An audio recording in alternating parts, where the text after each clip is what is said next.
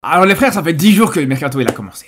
J'ai fait une vidéo avec le mercato idéal pour le Sénégal, mercato idéal pour le Maroc. Et là aujourd'hui, on va s'intéresser aux joueurs ivoiriens. Avec beaucoup de joueurs ivoiriens qui sont un petit peu dans des situations compliquées en club, des joueurs ivoiriens qui peuvent rebondir, des joueurs ivoiriens qui peuvent se trouver de meilleures situations sportives avant la CAN et avant la Coupe du Monde. Et je vous le dis les frères, c'est une compétition, plutôt c'est une saison avec 2 compétitions internationales pour les joueurs africains. Et je vous le dis les gars, s'il y a bien un mercato qui sera important, c'est bien cette saison. Bref, on a déjà vu un très joli coup qui a déjà été réalisé côté ivoirien avec Adingra qui signe dans cette équipe de Sunderland. Et je vous le dis les gars, franchement c'est un très joli coup. Lui qui avait plus trop de temps de jeu du côté de Brighton, lui qui avait plus trop d'importance du côté de Brighton, il va signer dans un championnat, il reste dans un championnat plutôt qu'il connaît très bien. Dans un club qui se montre suffisamment ambitieux pour que voilà, ce soit un projet compétitif pour lui. Mais voilà, ça lui donnera la possibilité de pouvoir bien s'exprimer. Il n'y aura pas la pression énorme d'un grand club, même comme Brighton, les gars. C'est un promu, Sunderland, ça reste un promu. Bon, t'as la pression de voilà, jouer le maintien, etc. Mais globalement, les frères, je pense que c'est une très belle affaire, autant pour lui que pour Sunderland, vraiment. Il est parti vraiment là-bas pour pas grand-chose, pour une vingtaine de millions. C'est intéressant parce que c'est suffisamment pour que ce soit un gros transfert à l'échelle de Sunderland. Donc voilà, quand tu fais un transfert aussi, entre guillemets, gros, pour un club comme Sunderland, ben, tu sais que le joueur, tu vas pouvoir tu vas devoir le rentabiliser, le faire jouer un maximum. Et d'un autre côté, voilà, c'est un transfert qui reste abordable pour Sunderland. Et ça a permis justement à cette équipe de Sunderland de proposer un projet très compétitif. Mais bon, on va pas revenir sur ça, j'en ai parlé sur une vidéo il y a 2-3 jours d'ici, où j'ai parlé un petit peu voilà, de ce mercato de Sunderland qui a fait de confiance à énormément de joueurs africains, et je pense que Adingra va s'amuser cette saison. Sinon pour le reste, il n'y a pas encore eu vraiment de gros mouvements côté ivoirien.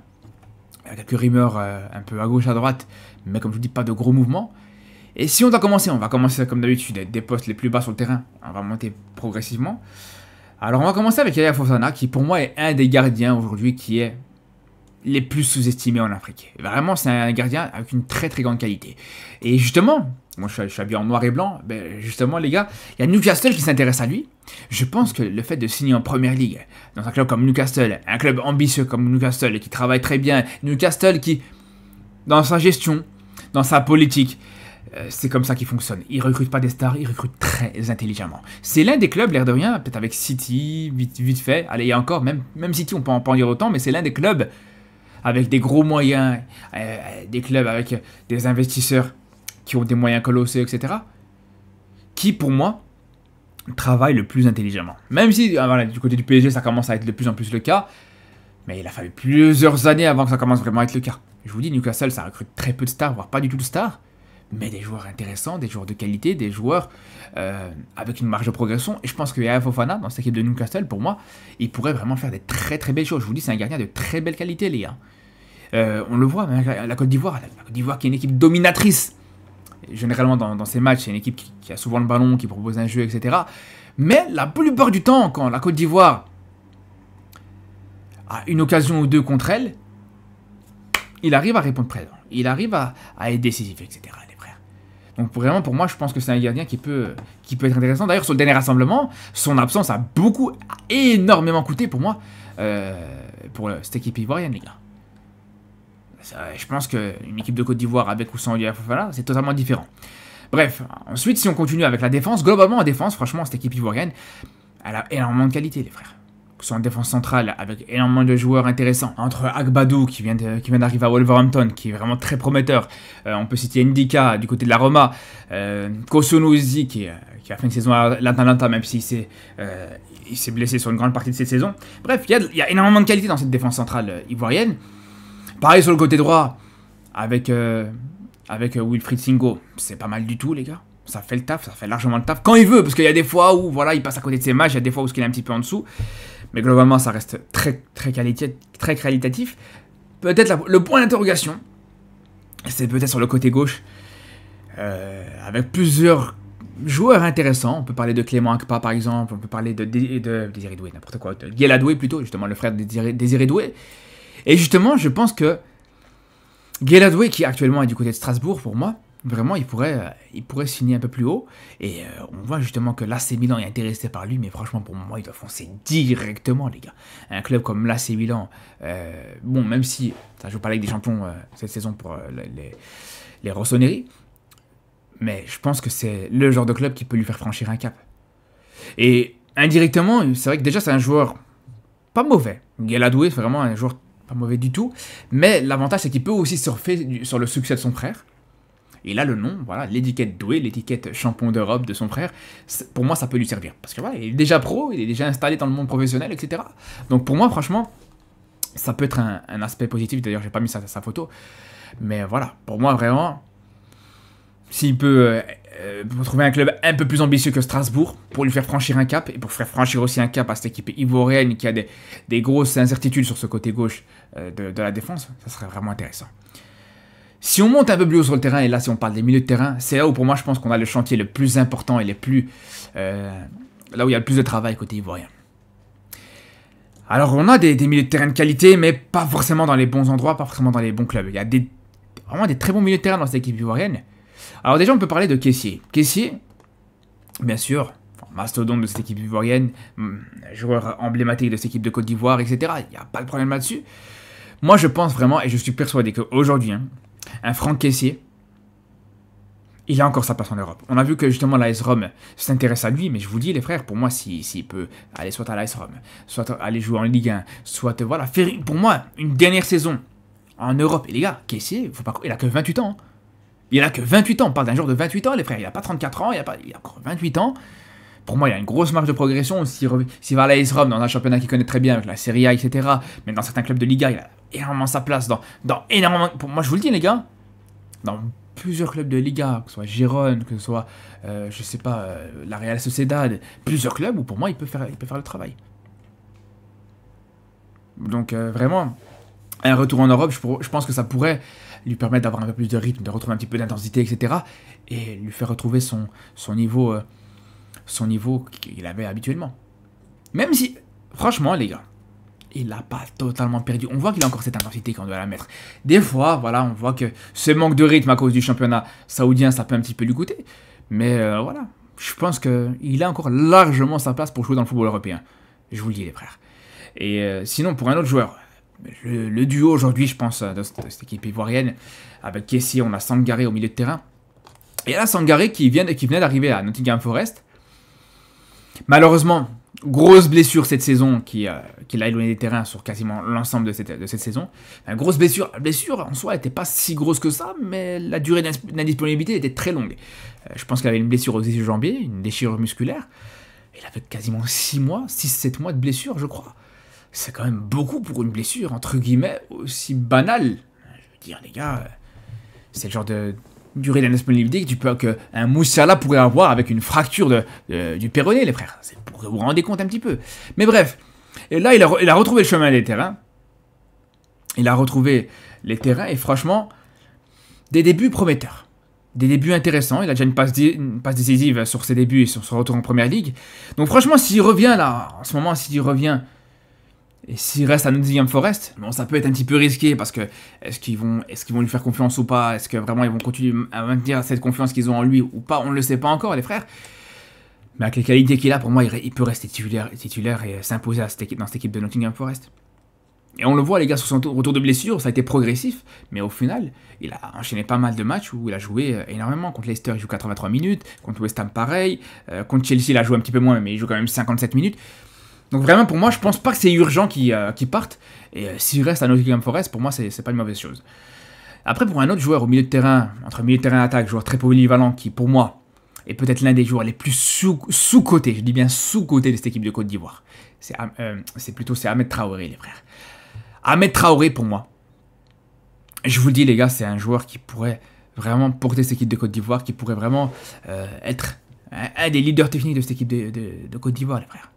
Ça peut être un joueur majeur de cette équipe ivoirienne. Je vois que ça lui fait très peu confiance. Au mois de mars, il était blessé. Bon, voilà, il n'était pas présent, c'est normal. Et au mois de juin, on a vu qu'au mois de juin, il n'a pas été convoqué. Pourquoi? Voilà, je ne sais toujours pas. Pour moi, je ne pense pas qu'il était blessé à ce moment-là, les frères.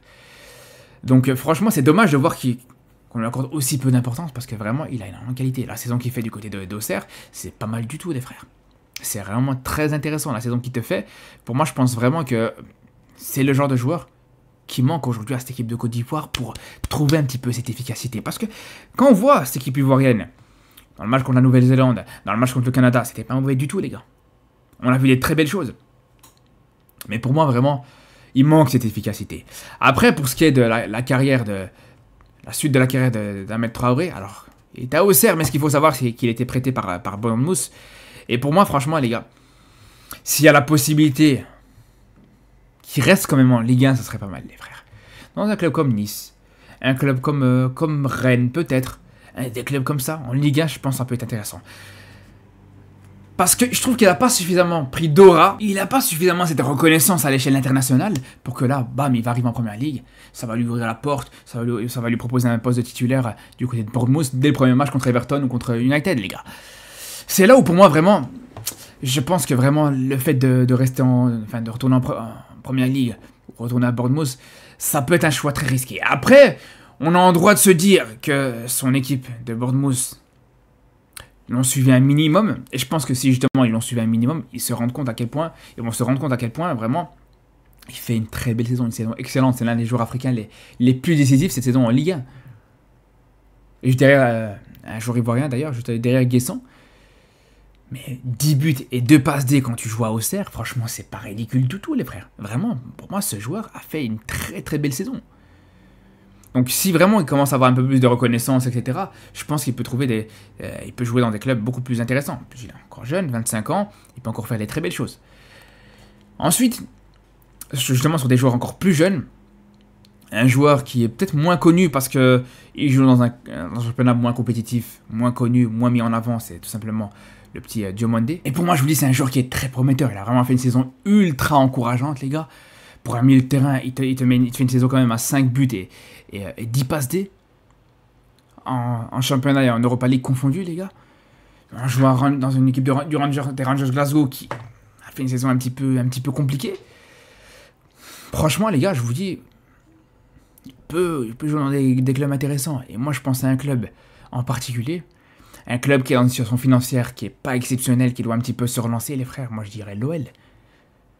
Diomandé à l'OL, pour moi, c'est pas déconnant du tout. Et c'est là où, pour moi, l'OL doit y réfléchir, les frères.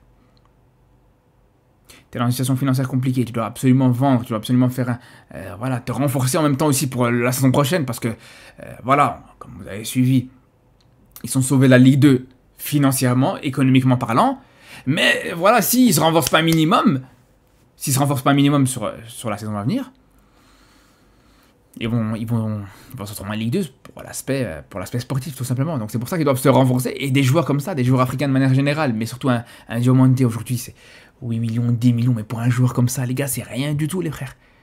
Un joueur avec une qualité pareille, un joueur avec une créativité pareille, qui a aussi une belle qualité technique, et pour moi, ça serait pas mal du tout. Vraiment de le voir à l'Olympique Lyonnais, clairement. Après, un autre joueur, les gars, pour moi, qui mérite de se retrouver dans un meilleur club, dans un meilleur championnat, les frères, c'est le petit Béni Traoré, les gars. Il a fait une saison de fou. 13 buts, 8 passes D. Et je vous dis, les gars, une des stars de cette équipe de Bâle, une des stars du championnat suisse. Ah, les gars, pour moi, il est là aussi. Hein. Là aussi, on peut parler du côté de l'OL aussi, pareil, ça peut s'entendre, par exemple. Mais je le verrais bien, dans un championnat où je le verrais bien, pour moi, c'est le championnat espagnol. Il a un style très technique. C'est un joueur qui a une qualité technique vraiment au-dessus du lot. Et on l'a vu, hein, des fois, il y a des petites entrées encourageantes. Quand il joue avec la Côte d'Ivoire, il est rarement titulaire, mais quand il rentre en cours de jeu, des fois, vraiment, il fait des choses vraiment pas mal du tout. Donc le fait de le voir en Liga, dans un championnat basé aussi sur la technique, sur la qualité technique, la qualité de passe, etc., je pense que ça peut vraiment être intéressant pour lui. Et on sait en plus de ça que Getafe est intéressé par lui. Pour moi, ça peut vraiment être un joli coup. Après, il y a d'autres clubs, hein. Vraiment beaucoup de clubs de Liga qui pourraient rebondir sur lui. Hein. Des clubs comme Mallorca où ça joue un petit peu mieux, le Rayo Vallecano, des clubs comme ça, vraiment, il peut faire des choses intéressantes. Ou même certains clubs de Liga qui viennent d'être promus dans le championnat, comme Oviedo, comme Levante par exemple. Ça pourrait être pas mal. Ça pourrait vraiment être pas mal de le voir dans ce championnat-là. Bref. En tout cas, les gars, je pense qu'on a fait le tour. Ah ouais, c'est vrai qu'on peut aussi parler d'Oumar Diakité, mais je pense que, voilà... J'allais oublier d'en parler parce que je pense que c'est mort pour lui. Hein. Je pense que sa carrière, elle est foutue. Là, il est en partance pour l'Arabie Saoudite. Vraiment, les gars, s'il peut rester en Ligue 1, ça serait exceptionnel. Parce que ce joueur a vraiment fait des choses exceptionnelles, des choses magnifiques sur la dernière CAN. On sait que c'est un joueur qui a des très très belles qualités, un joueur très complet. Alors, sa saison, elle s'explique très difficilement, les frères. Sa saison, vraiment, c'est incompréhensible de voir une saison aussi mauvaise. Après, c'est vrai que Reims a été mauvais globalement. Donc, je pense que ça joue aussi par rapport à ça. Mais ça aurait été vraiment très bien, magnifique. Mais qui reste en Ligue 1, dans des clubs comme Strasbourg, dans des clubs comme, je sais pas, Angers par exemple. Metz qui vient de remonter en Ligue 1. Vraiment, ça aurait été vraiment... Pour moi, ça aurait été vraiment une très belle chose de sa part. Dommage, malheureusement, je pense qu'il y a de grandes chances qu'il va préférer le côté financier, l'Arabie Saoudite, etc. Et ça serait du gâchis énorme. Mais globalement, les frères, si on parle de tous ces autres joueurs-là, des joueurs très prometteurs, les Benny Traoré, les Mohamed Diomandé, je vais pas parler aussi de Lazare Amani, là, pareil, hein, joueur prometteur aussi. Lui aussi, voilà, pareil, hein. Dans un petit club de Ligue 1, pour franchir ce cap-là, ou même s'il reste à l'Union Saint-Gilloise, ça peut être pas mal, il va jouer à la Ligue des Champions avec l'Union Saint-Gilloise, ça peut être intéressant. Des joueurs cadres, comme un Kessé qui pourrait revenir en Europe, un joueur comme Sangaré qui pourrait se maintenir ou qui pourrait voilà, se stabiliser du côté de Nottingham Forest. T'as tout ça qui se met en place. Franchement, tu peux avoir une très belle équipe pour la CAN et une très belle équipe pour la Coupe du Monde. On va suivre en tout cas ce mercato avec beaucoup d'attention. On reviendra peut-être sur les gros coups en termes de mercato ivoirien, etc. Sur ce, je vous dis à très vite pour une nouvelle vidéo d'ailleurs aussi sur un prochain mercato d'une équipe africaine. Peut-être l'Algérie et le Cameroun que j'ai pas encore fait comme grosse nation africaine. Dites-moi si ça vous intéresse. Sur ce, je vous dis à très vite et surtout d'ici là les gars. Prenez soin de vous.